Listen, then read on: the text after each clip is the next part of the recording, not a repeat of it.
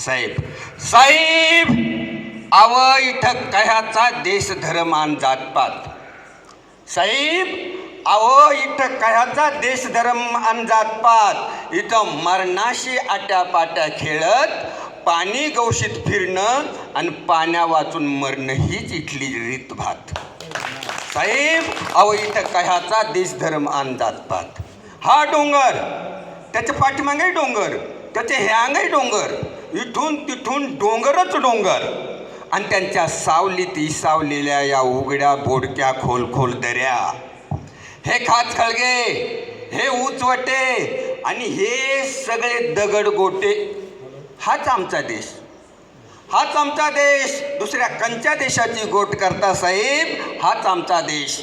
कोरडा खडखडीत इथला पावसाळा आम्हाला आपटून धोपटून काढतो आणि 8 महिने खडकावं वाळात घालतो लई त्रास होतो साहेब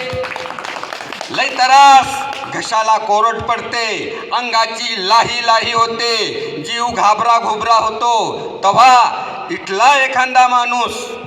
उमराच्या झाडाच्या मुळीला असा शिपला मारतो आणि खाली वाटी धरतो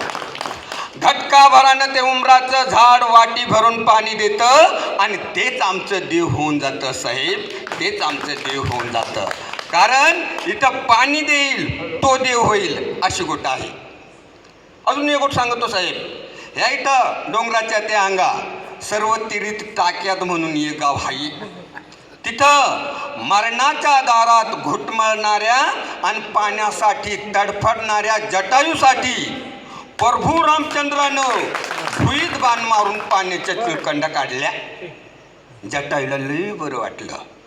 जटायूला लई बरं वाटलं आणि प्रभू रामचंद्र म्हणजे लय मोठा माणूस म्हणजे देव माणूस हे आम्हालाही पटलं जाऊन दे साहेब ती लई जुनी गोष्ट झाली पण आता या कलियुगामध्ये तुम्ही त्या तिकडच्या धरणातून लिफ्टना पाणी उचलून नळातून पाईपातून काही नाही का होईना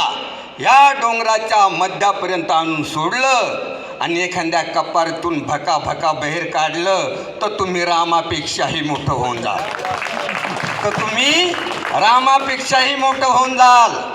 राहता राहिली मतांची बात तर हा लक्ष्मीचा चारा हातात घेऊन सांगतो साहेब असं जर झालं ना